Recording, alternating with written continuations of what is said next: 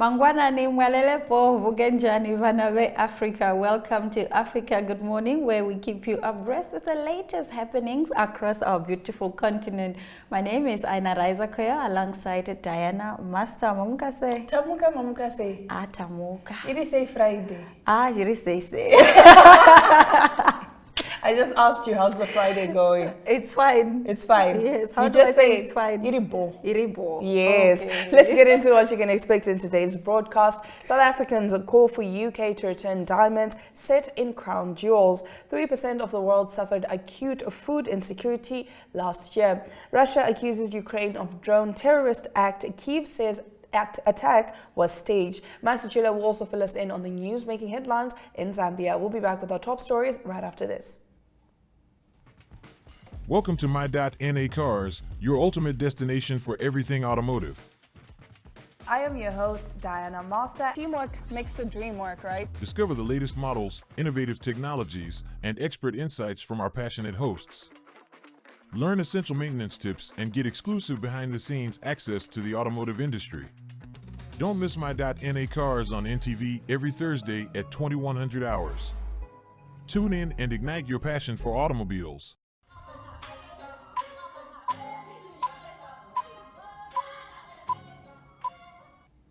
In our top story this morning, South Africa calls for UK to return diamonds set in crown jewel.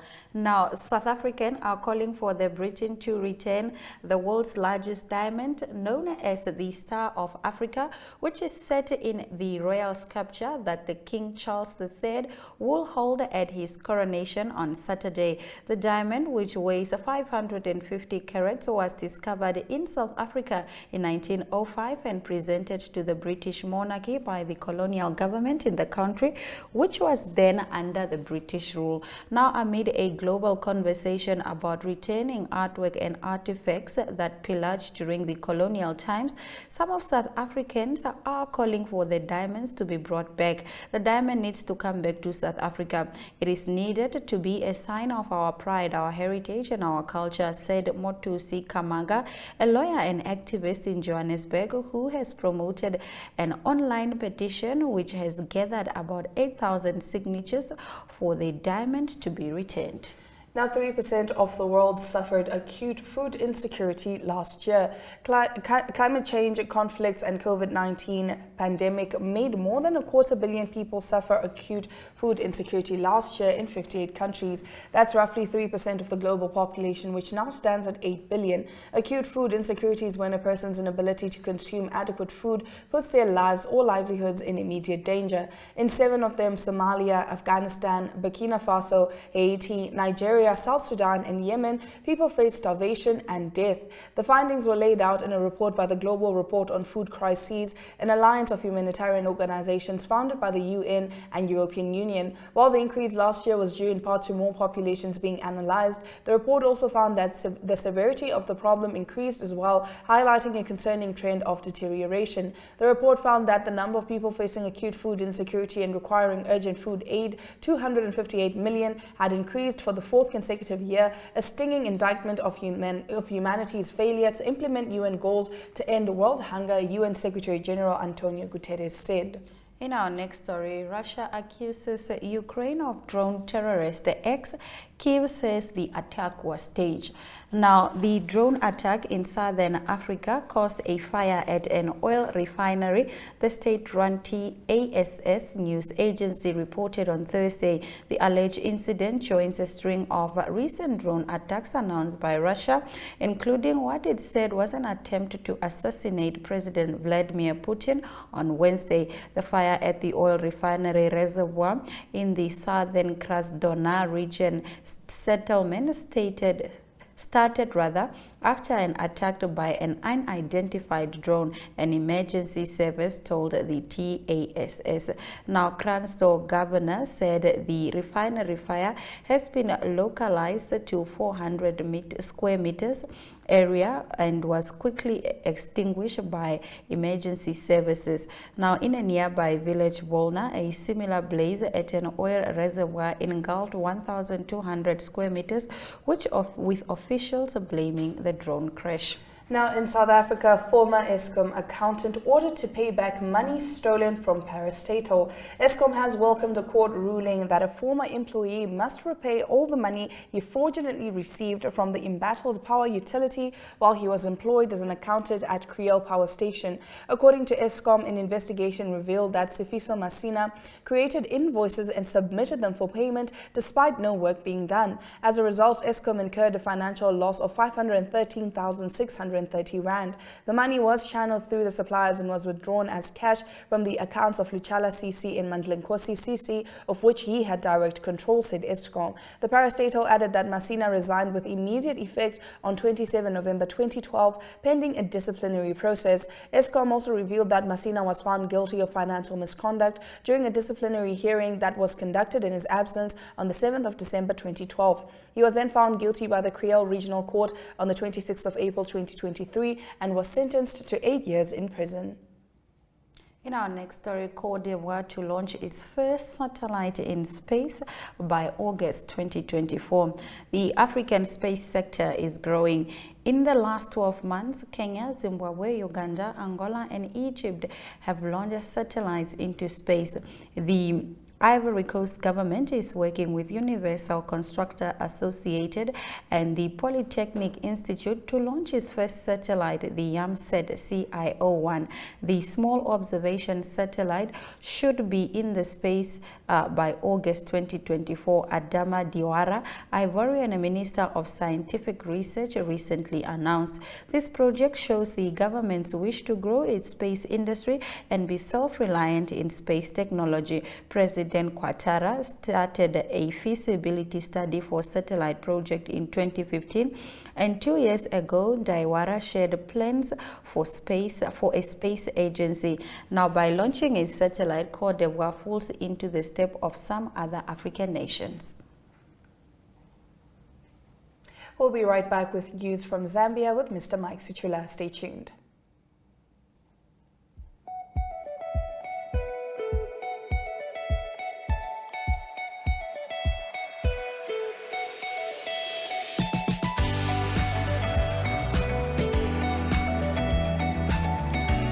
To another exciting episode of Irongo Talk. We bring jou lees die weer en vertel ook vir julle waar die vis julle monster gaan byt.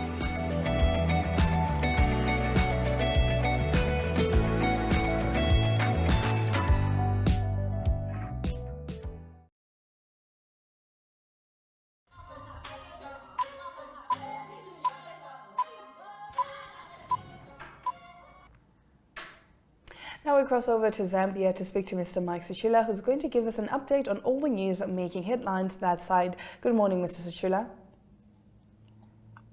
I'm very well, thank you. Good morning. Now let's get into your first story. Police on Wednesday this week raided the residence of former President Edgar Lungu looking for motor vehicles reported stolen. Please give us the details. Yes, thank you very much.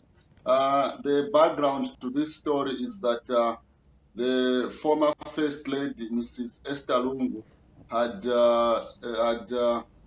took 400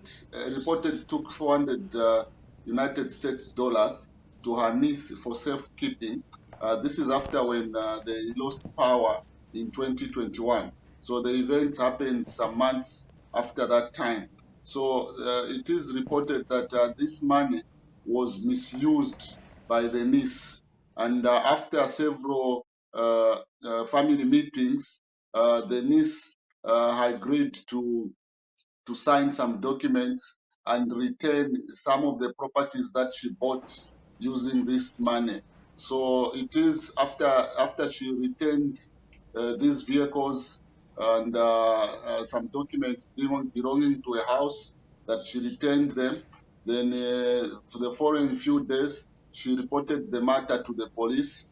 And once she reported the matter to the police, it was reported that she was abducted and she was forced to sign those documents. So those pictures that you are seeing are what happened at the residence of President Lungu on Wednesday this week. So the First Lady has been taken to police. She was taken to police for questioning, and also the niece was taken to police for questioning.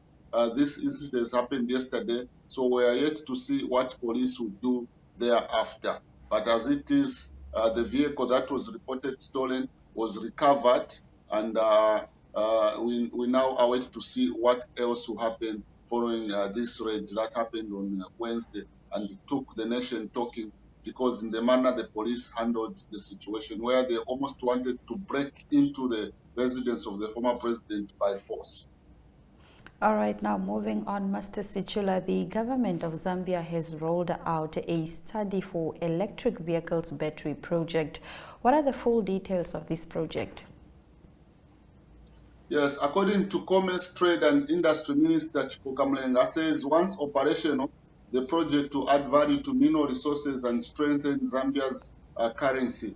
Mr. Mulenga says government is pleased that another step has been taken towards the realization of the Zambia Democratic Republic of Congo joint initiative on the establishment of a value chain in electric vehicle, batteries and clean energy. He was speaking during the launch. He said that the ministry will be on hand to support the consultative team and ensure the exercise is concluded successfully without delays. So this is a project that has been going on following the government, the UPND taking over government, to ensure that the minerals that are endowed in Zambia, copper, cobalt, are utilized in the establishment of another industry that will be establishing manufacturing electric batteries. All right, now Mr. Sichula, in sports, fitness athlete Fanuel Musumali won gold at the Bloom Classic 2023 in the men's physically challenged category. Could you tell us more? Yes, this is the first time that a Zambian was represented at the international scene by a differently abled person in bodybuilding. So Fanuel managed to become the champion of the champion of the Classic South African tournament, and he won himself an opportunity to represent Zambia at the forthcoming bodybuilding competition for physically abled persons in Japan. So the victory has also been welcomed by many Zambians who say this is encouraging, that even persons who are physically challenged are also bringing glory to Zambia. And it is something that the president of the federation, Mr. Peter Chanda, said the federation was proud of his achievement and appealed to the corporate world to come on board in helping bodybuilding for the physically challenged grow in the country. All right, in related news, Master Sichula, please tell us about the fastest 400-meter athlete in the world. Yes, Muzala Simukonga is the Commonwealth champion, and during the FNB Botswana Grand Prix, he came out victorious with a record time of 43 seconds 91 and putting himself on the world map. So the World Athletics confirmed that Zambia's Muzala Simukonga is officially the fastest 400-meter athlete in the world because of the time that he beat during the competition that was held in Botswana. So now he's aiming at other bigger stages to see if he's going to maintain the form that has made him become a Commonwealth champion and also emerge victorious at the Botswana event, which was highly competitive with athletes of known repute, but he managed to come out victorious. And now the World Athletics is confirming him to be the fastest man in 400 meters in the world. It's great to see Zambian athletes doing well on the international scene. Thank you so much, Mr. Sichula, for bringing us all the latest news on the ground from that side. Thank you very much. Do have a blessed weekend. Africa. A blessed weekend we wish to have indeed. Now, for the 7th year this year, the Town of the Year winner was announced at the Namibia Tourism Expo. The Town of the Year competition was established with the aim of promoting local tourism and Namibian towns as a sight to see. Albie Botha speaks more about the competition and why NMH is committed to keeping it alive. Let's take a look. decided how can we extend on the success of the food waste challenge, because for us it is about the systemic issue of food waste. For us as Capricorn Foundation, we recognize that food waste is a problem that leads to so many other problems like food insecurity. And about 2 weeks ago we hosted a workshop with the United Nations World Food Program here in Windhoek, and the stats that they shared there were just horrendous. And we all see people in the street begging for money, or when they come and collect our dustbins, they go through the dustbins, children begging for money or food at the street corners. And you know, but when you hear the stats, we are not a lot of people in Namibia, but according to the United Nations World Food Program, 800,000 people worry or are stressed, that were the words they used, are stressed about their next meal on a daily basis. And that really brings it home. You know, that is more or less 1 in 3 people. And, you know, as always, children suffers the most. Almost 24% of all repetitions in schools are associated with stunting. So stunting is impaired growth as a result of poor nutrition and malnutrition. And 1 in 5 of children under 5 in Namibia is malnourished. That is the sad statistic that we are faced with. There are a number of people that have ideas, that have solutions, that want to address food waste, that want to improve food security, and that is really why we are launching phase 2 of this challenge, is really to provide that platform for people with ideas to help us address the problem. So the focus is going to be on a business, an existing business, or a business that is in the mind of an entrepreneur that they want to establish around food waste and all these that, because that you also talk about always the food cycle, you know, in terms of production and packaging and transport. We had over 400 people registering for the competition. That means 400 people are applying their minds and thinking about how to resolve this issue. And then we said, but you know what,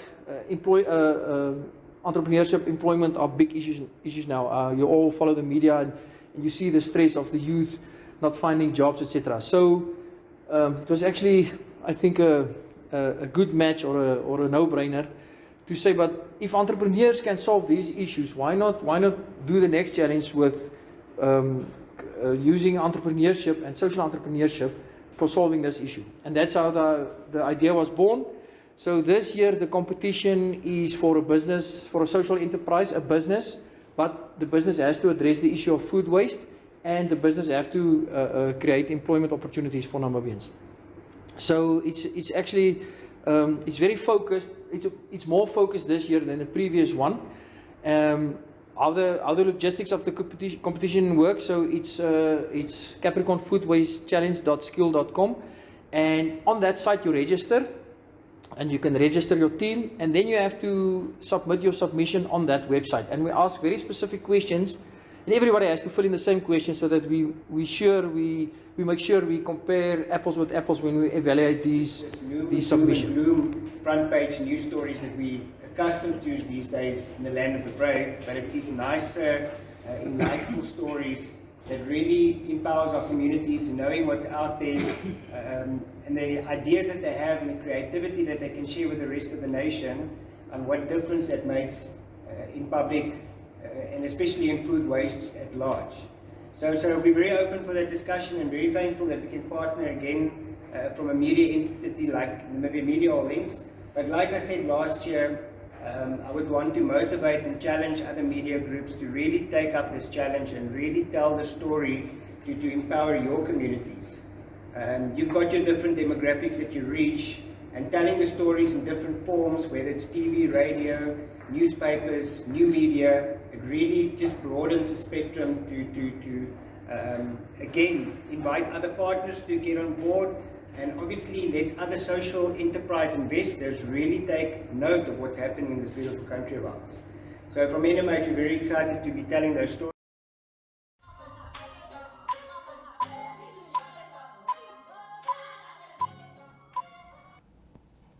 We do apologize. We were speaking rather about the food waste challenge. Now, Manchester United, it was not a great day for them yesterday as they lost to a relegation team. They lost against Brighton, with Brighton winning 1-0. Here with the rest of the sports package, Ari Hochand.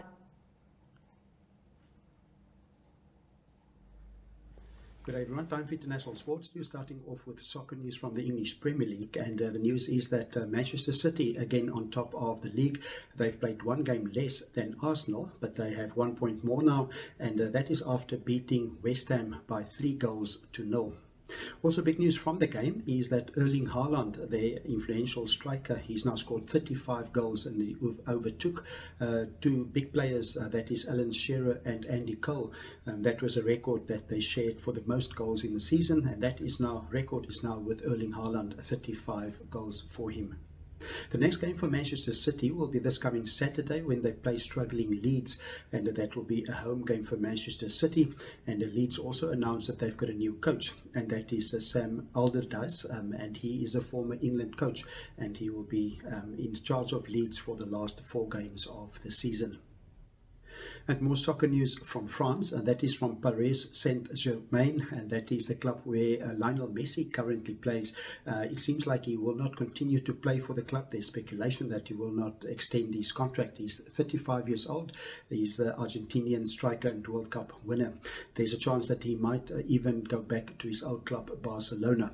The speculation is that he is not going to stay at PSG because of budget concerns of the French club, and because of that obviously not being competitive. Let's continue with tennis news. It's the Madrid Open that continues. It is going to be the finals this coming weekend. The quarterfinals of the men, it is number 1 seed Carlos Alcaraz continuing his good form. He beat Karen Khachanov of Russia by 6-4 and 7-5. In the semi-finals, he will now play Boran Koric, the 17th seed. Also, one of the surprises in the quarterfinals at the moment is from China. It is Zhang Cheng, and he's through to the quarterfinals where he will play Aslam Karasov. He's also from Russia. It was Cheng that had a good win in the round of 16, where he beat number 8 seed, that is Taylor Fritz, by 3-6, 7-6 and 7-6. And so a good tournament by the tennis player from China. In the women's draw, it is the number 1 and 2 seeds still in the tournament. It is Maria Sakkari, the number 9 seed, that will play against the 2nd seed Elena Sabalenka. She's one of the favorites. That will be in the semi-final for a place in the final. And in the other semi-final, it will be Iga Swiatek, the number 1 seed. She will play against Veronika Kuzetinova. And so that is the semi-finals. The final will be played on Saturday. Continuing international sports news with Formula 1 racing news, it is the Miami Grand Prix that's going to take place this coming weekend. It's the 5th one of the year, and the news from Formula 1 is not to do with the race on Saturday. It's got to do with a court case, and that is former Haas driver, that is Nikita Mazepin, and he took action through the High Court in London, and he wants his sanctions to be lifted. The sanctions is related to the invasion of Russia into Ukraine in 2022, and it is Mazepin that is a Russian driver. He was then dropped from his team by the Haas team then, and also not allowed by the European Union and also Great Britain to drive in those countries. So he went to the courts now, and he wants that to be lifted. He argued through his lawyers that he wants to apply to race again in 2024, and there's prospective teams that he wants to approach for that. The case will be continued in June, and then it will be decided if Mazepin can again be considered to drive in Formula 1. And to close off today's international sports news, it is golf news from the DP World Tour, or the old European Golf Tour. And the news there is that 3 players resigned from the tour. That is Lee Westwood, Ian Poulter, and also Sergio Garcia. That was expected. They in a battle with the DP World Tour since joining the Live Golf initiative. And there's been fines against these players and also 14 other players. That's part of the European Tour that's currently playing on the Live Tour. And there's been court cases as well. So that means that these 3 players players, experienced players, won't be playing in the Ryder Cup later this year in Rome.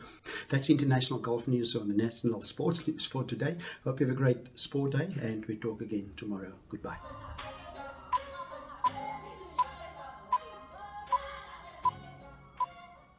Thank you for watching our show this morning. Here are the highlights.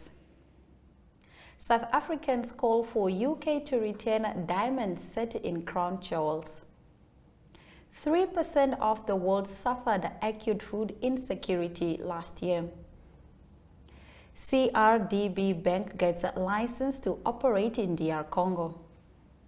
And that brings us to the end of our show. Thank you so much for watching Africa Good Morning. Do remember Africa Good Morning broadcasts on DSTV channel 285 and GoTV channel 25. On that note, it's all our love, all our light, and we wish you a lovely weekend ahead.